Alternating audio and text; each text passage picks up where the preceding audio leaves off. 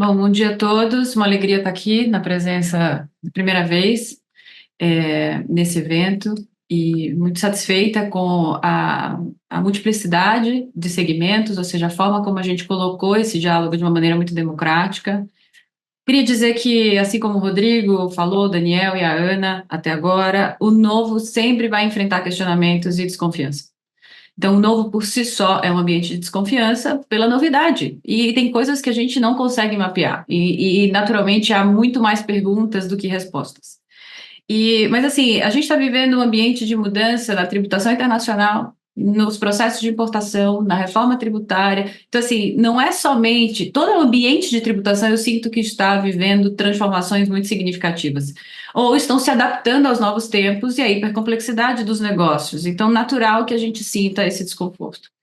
Me sinto ainda mais desconfortável quando eu chego em ambientes acadêmicos em que a gente ainda está discutindo uma inquietação sobre a reforma, como se a reforma ainda não tivesse aqui e a gente não tivesse que estar enfrentando todos os problemas a fundo. É como se aquela sensação de desconforto, porque chegou a reforma, já tem um ano que a emenda constitucional foi publicada praticamente. Então, acabou a fase da birra, tem que ir para a fase prática, para ver como que a gente acomoda melhor o nosso sistema jurídico tributário à nova realidade. E eu trago muito a minha experiência, por exemplo, nos processos de importação. Eu sou uma advogada que trabalho basicamente na importação e vínculos entre soberanias no universo de bens materiais, em que a gente está muito acostumado a viabilizar e pensar em facilitação de comércio, integração de sistemas, valores que são comungados por uma comunicação com um mercado global. Então, ali a gente tem uma obrigação contribuinte, aduana com aduana, a Secretaria da Fazenda, de criar o melhor ambiente possível. Quando eu ouço o Daniel inaugurar, a gente sabe que nós não temos controle no processo legislativo.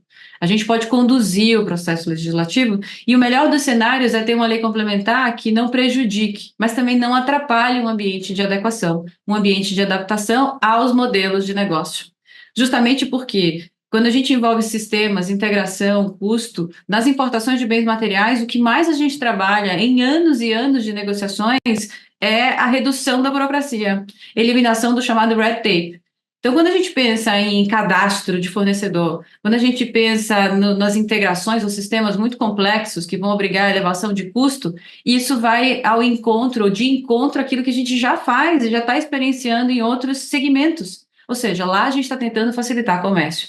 E o governo tem sido, de certa maneira, um aliado na evolução tecnológica dessas interfaces. Ou seja, facilitando. O novo processo de importação, por exemplo, tem um sistema que quer, de fato, eliminar a quantidade de etapas nesse fluxo. E aí eu transporto esse modelo para o pensamento que foi trazido pelo Rodrigo, pela Ana e pelo próprio Daniel. A gente tem condições de ter uma lei complementar que não crie grandes inseguranças jurídicas, mas que dê brecha para as adaptações em termos de leis ordinárias, procedimentos que adequem melhor.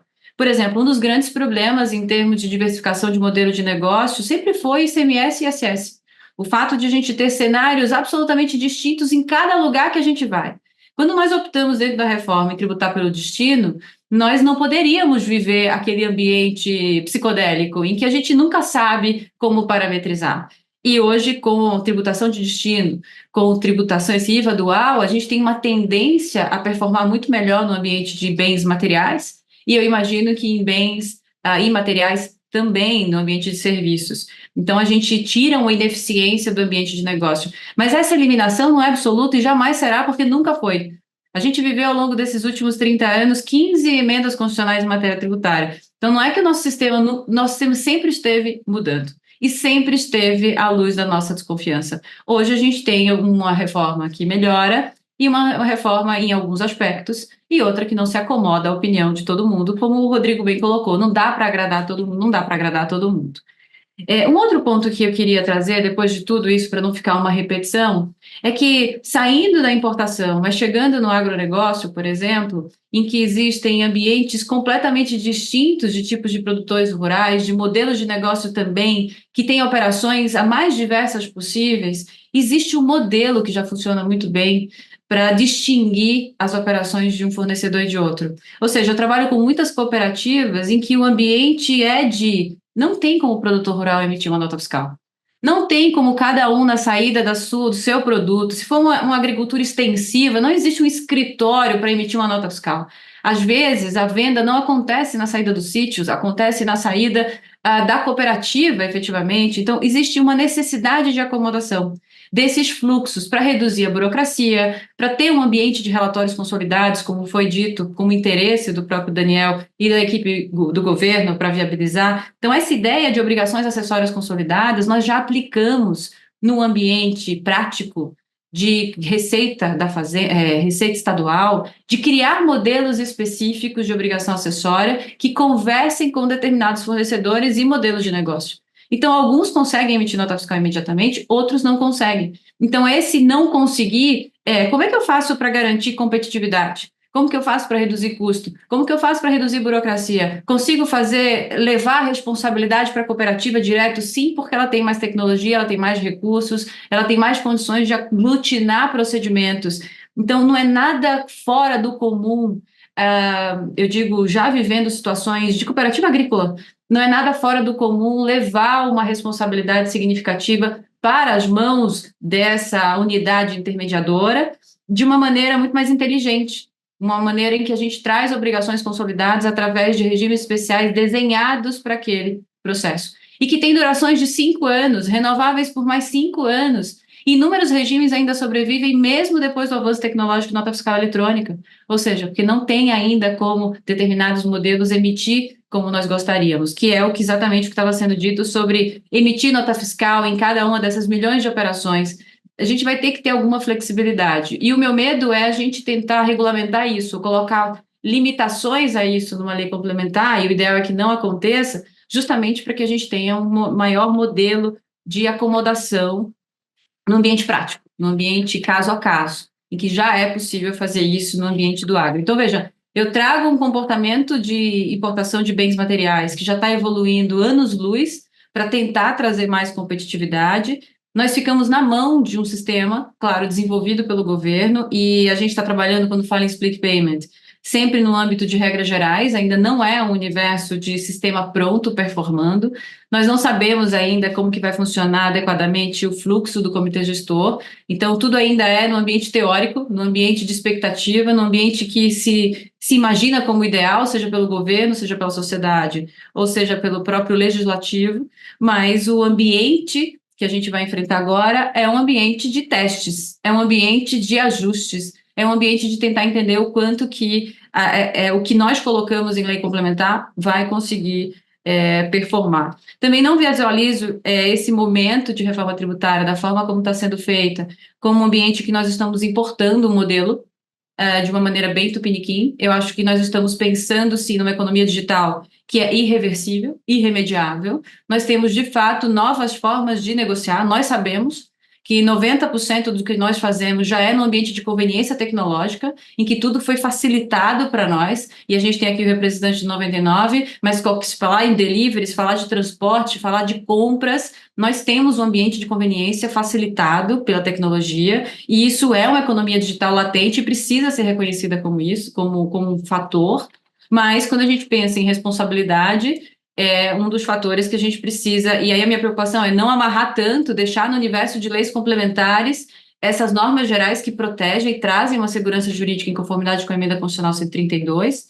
Tanto é que o próprio PLP 68 tem 2 dispositivos que tratam das plataformas. Se a gente olhar exatamente, a gente tem 2 menções, se a gente fizer uma pesquisa no PLP, são 2 menções das plataformas digitais, e a ideia é, será que o melhor cenário é classificar as plataformas pela lógica negativa, o que não é plataforma? Eu entendo que sim, porque se eu tiro ali de uma maneira taxativa, que não é, eu acomodo um universo de hipercomplexidade, porque amanhã já tem um novo negócio, e se for conveniente o suficiente, vai ganhar uma adesão significativa e a gente não vai precisar ficar vivendo uma grande celeuma que sempre foi tentar classificar.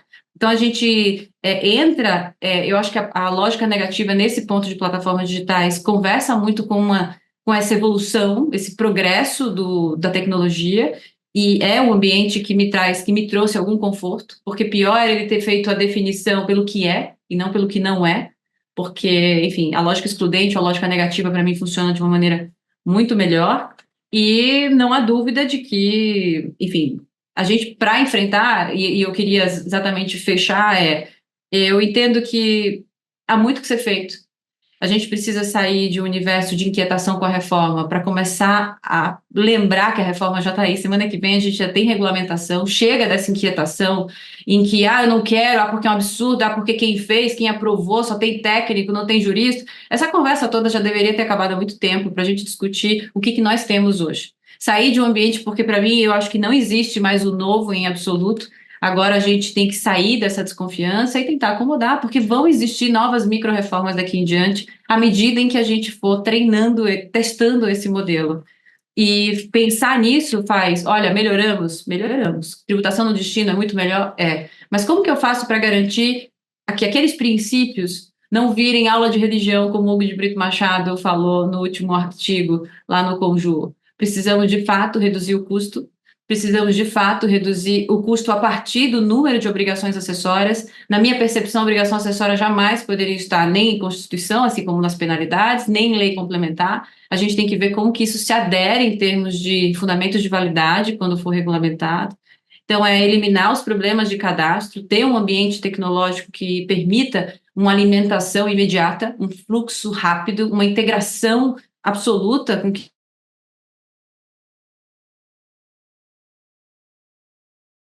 de plataformas digitais dizendo, mas a tecnologia, é o instrumento de trabalho que vocês têm que viabilizar tudo isso que a gente está prometendo, esse universo de melhor tributação. Então, esse custo de conformidade precisa ser pensado também, porque na hora de instrumentalizar, por isso que eu acho que é depois de lei complementar, esse custo de conformidade ele vem exatamente como uma preocupação, que aqui o Daniel falou.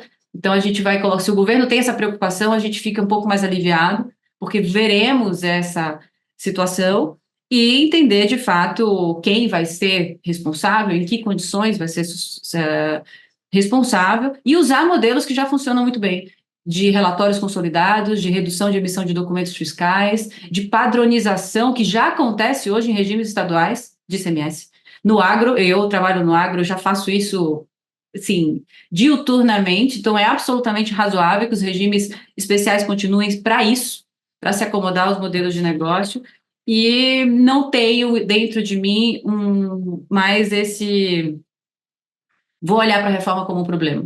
Se ele já está aqui, a gente tem que olhar como uma solução e extrair dessa reforma a melhor solução possível para os nossos negócios. Se a gente não atentou para alguns problemas ainda, olhando para a gente, para o nosso mundo, para a nossa casuística, que façamos isso imediatamente, para que possamos também nos pronunciar, levar isso aos ouvidos de quem tem poder de modificação, e hoje é muito mais democrática a nossa forma de manifestação. Um evento como esse hoje poderia levantar um assunto que chega nos ouvidos de quem tem o poder de modificar algo e abre um diálogo. E o que eu vi aqui entre a Ana e o próprio Rodrigo é que o diálogo foi aberto.